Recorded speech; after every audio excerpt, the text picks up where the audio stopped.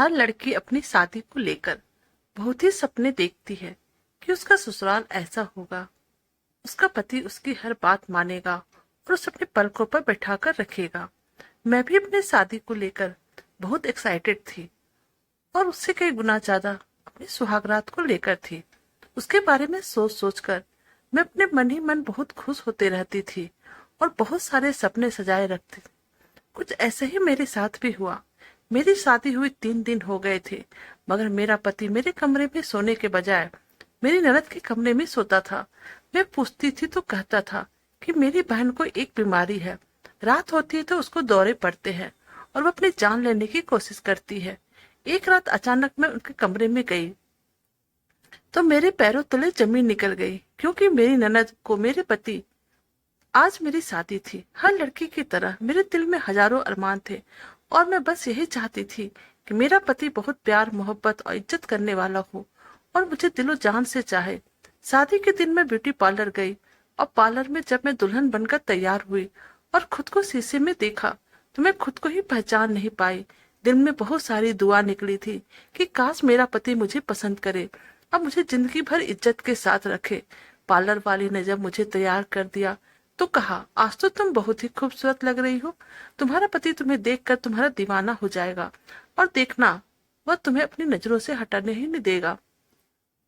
यह सुनकर मैं शर्मा गई। मैं पार्लर से अपनी सहेलियों के साथ मैरिज हॉल की तरफ जा रही थी। अचानक से जब गाड़ी सिग्नल पर रुकी, मैंने टाइम पास के लिए इधर उधर देखना शुरू किया और जब अचानक से सामने वाली कार पर मेरी नजर गई, मैं हैरान हो गई, क्योंकि हमारे बगल में जो गाड़ी खड़ी थी उसमें एक लड़का एक लड़की बैठे हुए थे। हैरत होने वाली बात यह नहीं थी कि लड़का लड़की बैठे थे, बल्कि यह था कि लड़का बगल में मेरी ननद बैठी थी, जबकि उसे तो इस वक्त मैरिज हॉल में होना चाहिए था, क्योंकि मुझे मेरी माँ ने फोन करके बताया था कि बारात आ चुकी थी। तो फिर मेरी ननद इस वक्त लड़के के साथ क्या कर रही थी और ये लड़का कौन है? मेरी ननद उस वक्त टी शर्ट पहने हुई आराम से बैठी थी, जिससे साफ पता लग रहा था कि मेरी ननद को शादी में आने का कोई इरादा नहीं है। मैं हैरत से आंखें फाड़े उस गाड़ी की तरफ देख रही थी। तभी अचानक सिग्नल खुला और मुझे लगा शायद उसने भी मुझे देख लिया होगा और वह गाड़ी दूसरी तरफ मुड़कर अपनी मंजिल की तरफ बढ़ रही थी, जहाँ पर सभी लोग मेरा इंतजार कर रहे थे। परंतु मैं तो बहुत परेशान हो गई थी। इसी तरह खुद से बातें करते हुए मैरिज हॉल में पहुंची। बारात आ चुकी थी, पूरा मैरिज हॉल भरा हुआ था, सभी लोग मेरा ही इंतजार कर रहे थे और फिर थोड़ी देर बाद शादी की रस्में शुरू हो चुकी थी। परंतु मेरी नजर सारा वक्त अपनी ननद को तलाश रही थी, मगर वह मुझे कहीं नजर नहीं आई थी। इसका मतलब तो यही था कि वह मेरी नजरों का धोखा नहीं था। मैं सोच में पड़ गई, क्या मैं सच में उसे देख रहा था या फिर विधि विधान के साथ मेरी शादी हो गई। जब मेरी शादी हो गई तो मैंने अपने पति से कहा, अपनी बहन को तो बुलाओ, मुझे उससे मिलना है, आखिर मेरी एक ही तो ननद है। तो मेरे पति कहने लगे, अच्छा मैं उसे तलाश करके लाता हूँ, यही कई मेहमानों में बैठी होगी। मुझे पूरा विश्वास था कि वह नहीं मिलेगी, मगर मेरी तो हैरत हद उस वक्त ना रही जब पति के साथ ननद को आते हुए देखा। उस वक्त कोई और लड़की लग रही थी। उसने सुंदर सा लहंगा, हाथों में मैचिंग चूड़ियां, बालों में गजरा, फुल मेकअप ऐसा लगा रखा था कि उस गाड़ी में यह थी ही नहीं, बल्कि कोई और था। लेकिन मेरे दिल में शक तो था, परंतु यह सही वक्त नहीं था। मैं मन ही मन अपने आप में सवाल जवाब करते जा रही थी, इसलिए मुस्कुराकर उससे मिलने लगे। लेकिन शक मेरे दिल में बैठ चुका था। और फिर जब विदाई होने लगी तो मेरी ननद कहने लगी, भाई आप भाभी के साथ एक गाड़ी में चले जाइए, मैं दूसरी कार में आ जाती हूँ। इससे पहले मेरी ननद दूसरी गाड़ी की तरफ बढ़ती, मेरे पति ने जल्दी से उसका हाथ पकड़कर उसे गाड़ी में बैठा दिया और कहने लगा, तुम जानती हो ना, 2 मिनट भी मेरी नजरों से तुम दूर नहीं हो सकती। अगर तुम मुझसे दूर हो जाती हो तो मुझे तुम्हारी चिंता होने लगती है। मेरी ननद मुस्कुराते हुए गाड़ी के अंदर बैठ गई। मैं उन बहन भाइयों की आंखों की आंखों में होने वाली बातों को समझने की कोशिश कर रही थी। आखिर उन दोनों के बीच क्या चल रहा था, मगर मैं अपनी कोशिशों में नाकाम रही और कुछ ही घंटों बाद गाड़ी मेरे ससुराल के घर आगे रुक गई। मेरी ननद मुझे कमरे में छोड़ने आई और मुझे बेड पर बिठाकर कहने लगी, भाई को आज की रात इस कमरे से बाहर मत निकलना देना, वरना बहुत पछताओगी। उसके अजीबोगरीब बात पर मैं दंग रह गई, लेकिन कुछ ना बोल सकी, बस चुप रह गई और सोचने लगी, इसका दिमाग खराब है क्या? भला शादी की पहली रात को पति अपनी पत्नी को छोड़कर कहाँ जाएंगे? मैं ननद की तरफ देखकर मुस्कुराते हुई, परंतु वह मुझे अजीब से अंदाज में देखकर चली गई। थोड़ी देर बाद ही मेरा पति कमरे में अंदर आ गया। वो बहुत जल्दी में था। उन्हें देखकर ऐसा लग रहा था कि उन्हें कहीं जाना है। उसने कमरे में आते ही अलमीरे से एक डिब्बा निकाला और मुझे देकर कहने लगा, इसमें तुम्हारी मुंह दिखाई का गिफ्ट है, इसे तुम रख लो, मैं अभी जा रहा हूँ और सुबह बातें करता हूँ। वह बिना मेरी तरफ देखे बात खत्म करके जा चुका था और मैं अपनी आंखों में सजाए हजारों सपनों लेकर उस कमरे में अकेली बैठी रही।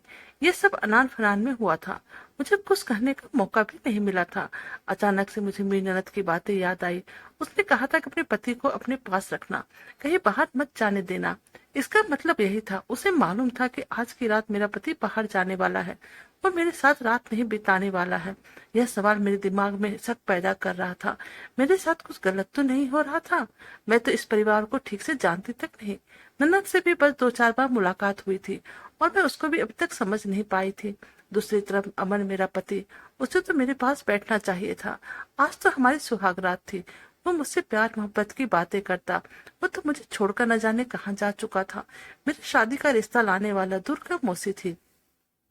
मेरी माँ हमेशा यही चाहती थी कि मेरी शादी ऐसी जगह पर हो जहाँ ससुराल वालों का झंझट ना हो।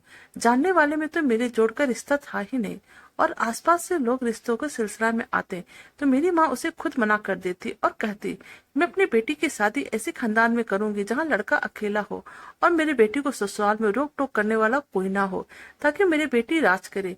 मेरी माँ ने खुद 20 साल तक ज्वाइंट फैमिली में गुजारे थे और वहाँ पर हर रोज लड़ाइयाँ होती थी।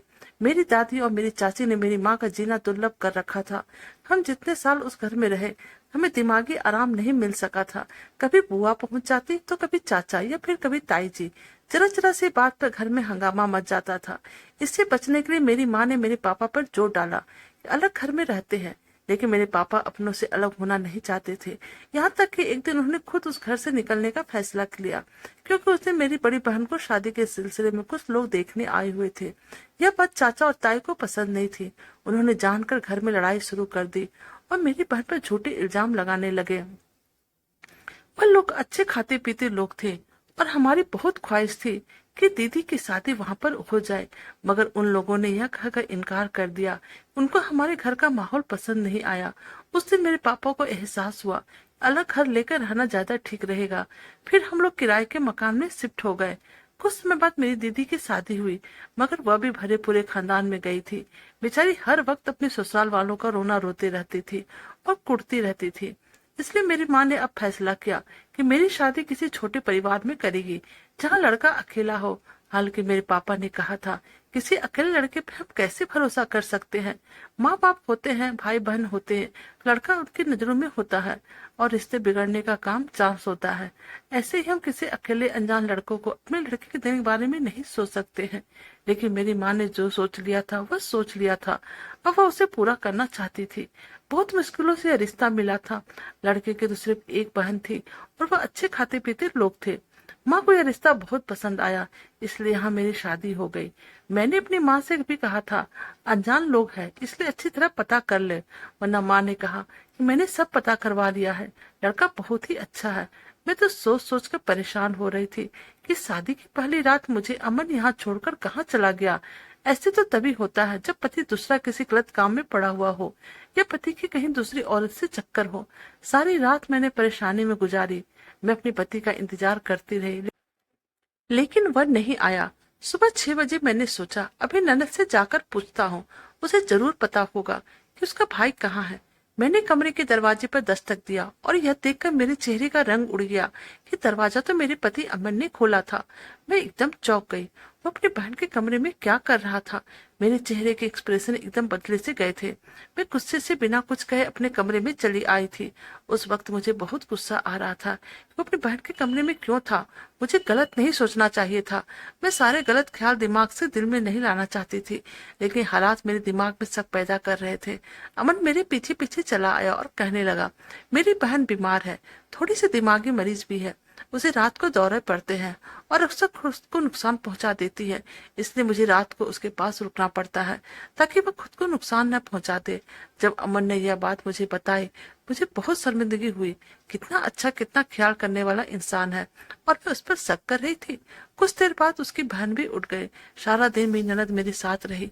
घर में खूब सारे मेहमान इकट्ठा थे, क्योंकि अभी शादी के कुछ और भी रस्में बाकी थी। मेरा मुंह दिखाई भी हो रहा था। सारा समय मेरी ननद मेरे साथ ही रही और मेहमानों से हंस हंस कर बातें भी कर रही थी। उसे देखकर नहीं लगता था कि वह दिमागी मरीज भी हो सकती है। रात को फिर अमन यही कहकर कमरे से बाहर चला गया कि मुझे बहन के कमरे में सोना पड़ेगा। और मैं सोचने लगी, उसे अगर अपनी बहन का ख्याल रखना था फिर मुझसे शादी ही क्यों की? ऐसा भला कब तक चलेगा? कब तक रोज रात को अपनी बहन के कमरे में जाकर सोया करेगा? मैं 2 दिन की दुल्हन थी, मेरे भी कुछ अरमान थे, लेकिन अमन को तो अपने अरमानों का कोई परवाह ही नहीं थी। तीसरी रात भी अनिकेत अपनी बहन के कमरे में जाकर सो गया। आज तीसरा दिन था और मैं इस सबसे बुरी तरह से तंग आ गई थी। चौथी रात को जब अमन अपनी बहन के कमरे में चला गया तो मुझे उस समय बहुत ज्यादा गुस्सा आ गया। मैं बेड पर करवटें बदलती रही, लेकिन मुझे नींद नहीं आ रही थी। रात को 12 बजे जाकर मैंने अपनी ननद के कमरे का दरवाजा खटखटाया, लेकिन शायद वह दोनों गहरी नींद में सोए हुए थे। उन्होंने दरवाजा नहीं खोला। यह सब क्या हो रहा था? वह दरवाजा क्यों नहीं खोल रही थी? गुस्सा आ रहा था। काफी देर दरवाजा खटखटाने के बाद भी जब दरवाजा नहीं खुला, तब सुबह अमन कमरे से आया तो मैं उस पर बरस पड़ी और पूछा, कल रात तुमने दरवाजा क्यों नहीं खोला? तो वह मुझे तसल्ली देने लगी और कहा, मैं गहरी नींद में था इसलिए पता नहीं चल सका। मैंने अमन से कहा, तुम अपनी बहन के कमरे में सोते हो तो दरवाजा लॉक क्यों होता है? दरवाजा खुला रखा करो। मेरे सवाल पर वह बौखला गया और एकदम से घबरा गया था। कहने लगा, तुम्हें बताया था कि वह दिमाग की मरीज है, उस दौरे पड़ते हैं, इसलिए उसकी सुरक्षा को ध्यान में रखते हुए मैं कमरे को लॉक कर लेता हूँ। लेकिन मैं किसी भी तरह अमन का पीछा छोड़ने को तैयार नहीं थी। मैंने कहा, तुम्हें यही डर है ना कि तो मैं तुम्हारी बहन के साथ सो जाया करूंगी, उसका ख्याल रखूंगी, तुम अपने कमरे में रहो। मेरे ऐसे कहने पे अमन का मुंह खुला का खुला रह गया। उसे अब कुछ कहने के लिए बचा ही नहीं था। तभी अचानक वह बोला, जब तक मेरी बहन ठीक नहीं हो जाती मैं किसी को भी उसके पास या उसके किसी के पास भी नहीं रहने दे सकता। मैं रोने लगी। अमन ने मुझे चुप भी नहीं कराया और चला गया। थोड़ी देर बाद ही मेरी ननद मेरे कमरे में आई और मुझे चुप करवाने लगी और कहने लगी, मैंने तो रात में भाई को बोला था कि भाभी दरवाजे पे दस्तक दे रही है, दरवाजा खोल दो, मगर भाई ने ही मना कर दिया। मेरी ननद बहुत डरी हुई लग रही थी। मैंने पूछा, क्या तुम्हें रात को दौरे पड़ते हैं? इसे तुम्हारा भाई तुम्हारे कमरे में सोता है? मेरी बात सुनकर उसके चेहरे पर हैरानी के रंग दिखने लगे। वो मुझसे कुछ कहना चाहती थी, लेकिन उसने कुछ कहा नहीं और रोते हुए अपने कमरे में चली गई। उसका ये रवैया मुझे बिल्कुल भी समझ में नहीं आया था। ऐसा क्या था? मेरा पति घर पर ही था, मेरे साथ रहने की वजह हर समय वह अपनी बहन के पीछे पीछे ही रहता था। यहाँ तक मेरी एक दोस्त ने मुझे और अमन को एक पार्टी में बुलाया तो अमन कहने लगा, तुम अकेली चली जाओ और अगर मेरा जाना इतना ही जरूरी है तो मेरी बहन भी साथ में जाएगी। मुझे बहुत ही ज्यादा हैरत हुई, लेकिन मैंने सोचा चलो कोई बात नहीं, इसकी बहन को भी साथ ले जाते हैं। लेकिन मेरी नजर तो न जाने के लिए तैयार ही नहीं था। मेरी नजर ने मुझे इशारा भी दिया कि मुझे साथ लेकर ना जाए, भाभी के साथ चली जाओ। मैंने अमन को बहुत समझाया, कोशिश की, लेकिन वह नहीं माना। उसे साथ लेकर ही पार्टी में गया। मैंने महसूस किया था मेरी ननद मेरे पति से काफी डरती थी। मैंने यह भी नोट किया था अमन मेरी ननद पर बहुत सख्ती करता था। उसके पास उसका अपना मोबाइल तक नहीं था और उसको घर से बाहर जाने की इजाजत भी नहीं था। सारा दिन और सारी रात मेरे पति बस उसी के आगे पीछे घूमता रहता था। मुझे तो जैसे उस घर में लाकर भूल ही गया था। एक दिन मैंने अमन से कहा, तुम्हारी बहन को दौरे पड़ते हैं, चलो उसे किसी डॉक्टर के पास लेकर चलते हैं। अमन कहने लगे, तुम्हें चिंता करने की कोई जरूरत नहीं, मैं उसको दवा खिलाऊंगा, उसका इलाज चल रहा है। उस दिन दोनों भाई बहन कहीं गए हुए थे। मुझे एकदम से अपनी ननद के कमरे में तलाशी लेने का ख्याल आया और उसके कमरे में गई तो ना कोई गोलियां मिली और न कोई रिपोर्ट। तो मेरा पति मुझसे झूठ क्यों बोल रहा था? उसका इलाज करवा रहा है। अगर ऐसा होता तो कमरे में कुछ जरूर मिलता जिससे कि बात साबित होती। मेरी ननद को दौरे पड़ते हैं। बार बार कहने पर भी अमन ननद को डॉक्टर के पास ले जाने वाली बात नहीं मान रहे थे। मैं सोचने लगी, अब मुझे क्या करना चाहिए। मैंने उसके कमरे की चाबी छुपा लिया। दोनों शाम को वापस आए। मेरे पति ने आते ही मुझसे कहा, अब मेरी परेशानी बहुत जल्दी खत्म होने वाली है, बस कुछ ही दिनों की बात है। मिन्नत के चेहरे को देखकर ऐसा लग रहा था जैसे वह रोती रही है। रात को भी अमन अपनी बहन के कमरे में चला गया, लेकिन मैंने सोच लिया था मैं सारी रात जानकर रहूंगी आखिर मेरे पति बंद कमरे में क्या करते हैं। चाबी तो मैंने छुपा ही ली थी। मैंने जल्दी से चाबी निकाली। रात को 2 बज रहा था। मैं जल्दी से कमरे को लॉक खोलकर अंदर चली गई और जब मैंने सामने का नजारा देखा तो मेरे ऊपर की सांस ऊपर और नीचे की सांस नीचे रह गई। मैंने देखा कि मेरा पति मिन्नत को रस्सियों से बांध रखा है। उसका सर अपने कंधों पर लेकर सो रहा था और वो जाग रही थी। मुझे देखा तो इशारा करके बाहर जाने को कहा। मैं उसे देखकर दंग रह गई थी। मैं अमन को जगाकर पूछना चाहती थी यह सब क्या है, मगर जब ननद ने मेरे सामने हाथ जोड़कर कहा तो मैं बाहर आ गई। उसकी हालत देखकर मैं सदमे में आ गई थी। अब तो मुझे मेरी ननद के दिमाग की मरीज नहीं लग रही थी, बल्कि अमन ही मुझे दिमागी मरीज लग रहे थे। मुझे बहुत रात नींद नहीं आई। मेरे दिलो दिमाग में हजारों सवाल चल रहे थे। मैं अमन से पूछना चाहती थी आखिर उसने बहन को बंधक बना के क्यों रखा है। उस उलझन में पूरी रात गुजर गई। सुबह होते ही मैंने बहाना बनाकर ननद को अपने कमरे में बुलाया। उससे पूछा कि रात को जो कुछ मैंने देखा वह सब क्या था। मेरी ननद ने मेरी बात सुनकर रोने लगी और कहने लगी, जब से मम्मी पापा इस दुनिया से गए हैं मेरा भाई बदल गया है। वो सारी प्रॉपर्टी पे अपना हक समझते हैं और रोज मुझे कहते हैं अपने हिस्से की दौलत को मेरे नाम कर दो। मेरे पापा अपनी सारी दौलत को हम दोनों भाई बहन के नाम पर करके गए हैं। मैं मना करती हूँ तो मुझे मारते हैं और मुझे परेशान करते हैं और रात को मुझे रस्सियों से बांध देते हैं। वो मुझे हर तकलीफ देते हैं जिससे कि मैं डर जाऊं, अपने हिस्से की प्रॉपर्टी उनके नाम कर दूं। मगर मैं ऐसा हरगिज नहीं करूंगी। अगर मैंने भाई की सारी प्रॉपर्टी दे दी तब भी भाई इसको अपने पास नहीं रखेगा। मेरा भाई गलत आदतों में पड़ा हुआ है, वह सारी दौलत उड़ा देगा। ननद के मुंह से ऐसी बात सुनकर मेरा सर चकरा गया, मेरी नसें फटने लगी। मेरा पति अमन इतना गंदा आदमी हो सकता है, मैंने सपने में भी नहीं सोचा था। अगर रात को मैं अपनी आंखों से ये सब कुछ देख न लेती तो शायद मैं ननद की बातों पर विश्वास न करती, लेकिन हकीकत तो मैंने खुद अपनी आंखों से देख ली थी। मेरी ननद मुझसे लिपट कर रोने लगी और कहने लगी, भाभी मुझे यहाँ से कहीं भेज दो, मेरी जान बचा लो, नहीं तो भाई मुझे जान से मार देगा। मेरी जान बचा लो, मैं आपके आगे हाथ जोड़ती हूँ, मुझे इस घर से कहीं दूर भगा दो। अब मैं उसको क्या कहती। मैंने उसे चुप कराया और मैं सोच में पड़ गई, अब मैं क्या करूं। थोड़ी देर बाद अमन मेरे पास आए और कहने लगे, मैंने अपनी बहन का रिश्ता तय कर लिया है। कल मैं उसका लड़का दिखाने लेकर गया था, अगले मंडे को मैं अपनी बहन को विदा कर दूंगा। मैं ये सब सुनकर हक्का बक्का रह गई। मेरी ननद तो कुछ और ही कह रही थी। उसका भाई उसकी शादी किसी बुढ़े से करवा रहा है, बदले में वो उससे पैसे मांग रहा था, और ये तो कह रही है कि किसी लड़की से रिश्ता ठीक किया है। ये सब क्या है। मेरा पति कहने लगा, मैं बस यही चाहता हूँ कि अपनी बहन की जिम्मेदारियों से फ्री हो जाऊं। मैं अपनी बहन से बहुत प्यार करता हूँ। मम्मी पापा के बाद हम दोनों बहन भाई हैं, एक दूसरे का सहारा। अपनी बहन की जिम्मेदारियों से फ्री होकर अपने माँ बाप के दिए हुए वादे से फ्री हो जाऊंगा। अमन के मुंह से सब बातें सुनकर मुझे झटका लगा था। क्या मेरा पति अमन झूठ बोल रहा था? कितना साफ सफाई से झूठ बोल रहा था।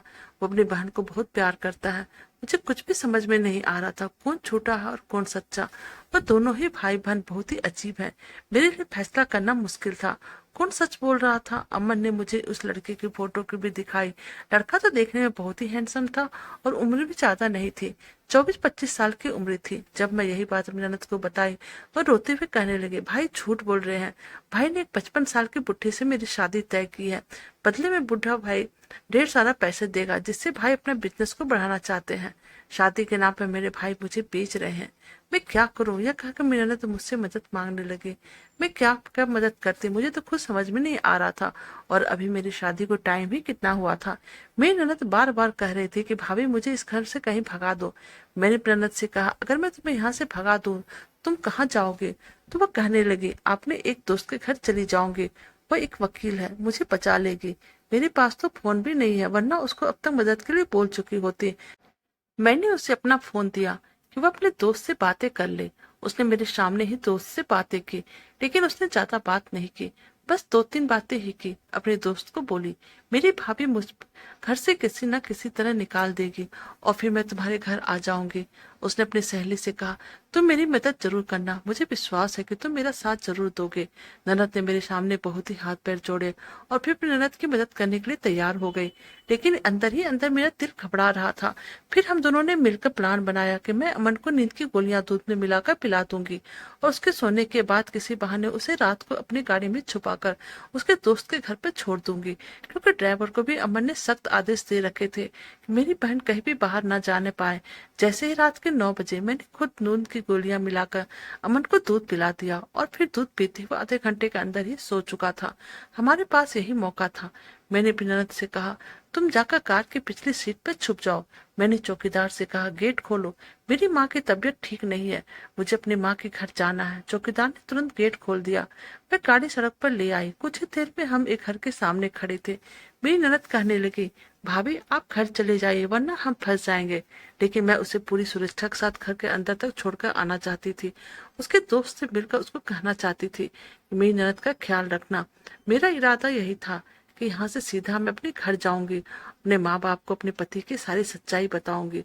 जो अपनी बहन का नहीं था वह मेरा कैसे होता। यह सोचकर मैं गाड़ी से नीचे उतरी थी कि तभी दरवाजा खोलकर एक लड़का बाहर आया। उस लड़के को देखकर मैं एकदम से चौंक गई थी। यह तो वही लड़का था जिसको मैंने अपनी शादी वाले दिन ननद के साथ कार में देखा था। जब अमन को मैंने ननद पर इतनी सख्ती करते देखा था, यह बात मेरे ख्याल से ही निकल गया था कि उस दिन गाड़ी में मेरी ननद हो सकती है। मैंने सोचा वह कोई और लड़की होगी। मेरी ननद को इतनी आजादी कहाँ है, वह किसी लड़के के साथ अकेले गाड़ी में घूम सके। लेकिन आज जब मेरी ननद उस लड़के के पास आई और जब उसे मैंने देखा तो मैं चौंक गई कि वह यहाँ क्या कर रहा है। मेरी ननद गाड़ी से दूसरी तरफ से निकलकर मुझसे कहने लगे, भाभी यह मेरा दोस्त का भाई है, मैं अंदर जा रही हूँ, आप घर जाइए। लेकिन मुझे कुछ गलत होने का अंदेशा हो रहा था। मैंने एकदम फैसला लिया और ननद से कहा, गाड़ी में बैठो, हम वापस जा रहे हैं। लेकिन मेरे सिर पर आसमान गिर पड़ा जब मेरी ननद ने मेरा हाथ जोर से झटका और भागकर उस लड़के के पास जाकर खड़ी हो गई और कहने लगी, सॉरी भाभी, मगर अब मैं वापस नहीं जाऊंगी। मैं इस लड़के को पसंद करती हूँ और उसी के खातिर झूठ बोलकर आपको यहाँ लाई। अभी शायद मेरी ननद कुछ और भी कहती, लेकिन उस लड़के ने भी ननद को अपने पीछे किया और मेरी तरफ आकर शैतानी हंसी हंसकर बोला, मगर मुझे तो तुम्हारी भाभी पसंद आ गई। एक रात के साथ एक फ्री। मैं उस लड़के की बात सुनकर घबरा गई। मेरी ननद भी एकदम से चौंकी थी। वो लड़का उसे शैतानी हंसी के साथ बोला, मैं तो तुम्हारे लिए तड़प रहा था कि कब तुम आओ, मेरी प्यास बुझाओ, मगर देखो अब तो तुम्हारे साथ साथ तुम्हारी भाभी भी फंस गई। इतनी देर में मैं गाड़ी से नीचे उतर आई थी। अपनी ननद का हाथ पकड़कर उसे गाड़ी में बैठाने लगी। तभी उस लड़के ने मेरा हाथ पकड़ लिया और मुझे घर के अंदर खींचने लगा। मेरी ननद ने गुस्से में आकर उसके मुंह पे थप्पड़ मार दिया और कहा, धोखेबाज, तुमने मुझे धोखा दिया। तुम्हारे खातिर मैंने अपने इतने प्यारे करने वाले भाई को धोखा दिया। जैसे ननद ने उस लड़के को थप्पड़ मारा, उस लड़के ने फोन करके 2 और लड़कों को बुला लिया। मुझे उन लोगों के इरादे खतरनाक लग रहे थे। मैंने यहाँ आकर बहुत बड़ी गलती कर दी थी। वह मुझे मेरी ननद को खींच के अंदर ले जा रहे थे। उसी वक्त पुलिस की सायरन बजने लगी। पुलिस के साथ साथ अपने पति को आते देखकर मैंने भगवान को धन्यवाद किया, जैसे मेरी जान में जान आ गई थी। पुलिस तुरंत लड़कों को पकड़ के ले गई। मैं हैरान थी कि मेरे पति अमन को तो मैंने नींद की गोलियां दे दी थी, फिर वो यहाँ कैसे आए। अमन कहने लगे, मेरी बहन इस लड़के के प्यार के जाल में फंस गई थी। जब मुझे पता चला तो मैंने इस लड़के के बारे में सारी जानकारी लेनी शुरू कर दी। अगर ये लड़का ठीक होता तो मैं अपनी बहन की शादी खुशी खुशी इस लड़के के साथ करा देती। लेकिन मुझे पता चला कि लड़का धोखेबाज है और कैरेक्टर का गिरा हुआ है आदमी। मैंने अपनी बहन को उस लड़के के बारे में सारी सच्चाई बताई, लेकिन मेरी बहन ने मेरा विश्वास नहीं किया, उल्टा उसकी बातों में आकर मुझ पर ही शक किया और घर से भागने का प्लानिंग करने लगी। तब तक मेरी शादी के दिन आ गया, इसलिए मैंने उस पर सख्ती की। उसके कमरे में उसे बांध कर सोने लगा, क्योंकि वह दोबारा भागने की कोशिश कर चुकी थी और मैं नहीं चाहता था कि यह उस आवारा लड़के के हाथों में अपनी जिंदगी बर्बाद कर ले। मैं अपनी बहन से बहुत प्यार करता हूँ, उसे बर्बाद होते हुए नहीं देख सकता था। उसने तुम्हें जो कुछ भी बताया वह सब झूठ था। कल जब तक तुम दोनों प्लान कर रहे थे तो मैंने सुन लिया था और फैसला किया था, तुम लोगों को जो करना है तुम लोग कर लो, ताकि तुम लोगों को सब कुछ समझ आ जाए। तुम सब कुछ अपनी आंखों से देख लो। हो सकता है ऐसे करने से ही मेरी बहन को अकल आ जाए, क्योंकि इंसान को जब तक ठोकर ना लगे वह बाज नहीं आता। इसलिए मैंने तुम लोगों को जाने दिया और वह गोलियां वाला दूध फेंक दिया। मुझे यकीन था यहाँ कुछ ऐसा जरूर होगा, इसलिए मैं पुलिस को अपने पीछे पीछे ले आया। यह सब कुछ सुनकर मैं शर्मिंदा हो गई और मेरी ननद भी सर झुकाए हुए आंसू बहा रही थी। वह हाथ जोड़कर कहने लगी, मुझे माफ कर दे भाई, इस लड़के की बातों में आकर अपना नुकसान करने चली थी। उसने मुझे धोखा दिया और मुझे आपके खिलाफ खड़ा कर दिया। मैंने भी अपने पति से माफी मांगी और फिर उन्होंने हम दोनों को माफ कर दिया। कुछ दिनों बाद हमने ननद की शादी कर दी। आज वो अपने घर में खुशहाली में अपना जीवन काट रही है। मेरे पति अमन एक अच्छा भाई होने के साथ साथ एक अच्छा पति भी है और साथ ही बहुत अच्छे इंसान भी हैं। ऐसे अच्छे इंसान के साथ किस्मत वालों को मिलता है और मैं बहुत किस्मत वाली थी, मुझे उनके जैसा पति मिला। तो दोस्तों, आपको हमारी यह कहानी कैसी लगी प्लीज आप हमें कमेंट कीजिएगा। अगर आप हमारे चैनल पर नए हैं तो हमारे वीडियो को लाइक, सब्सक्राइब और शेयर कीजिएगा। Thank you.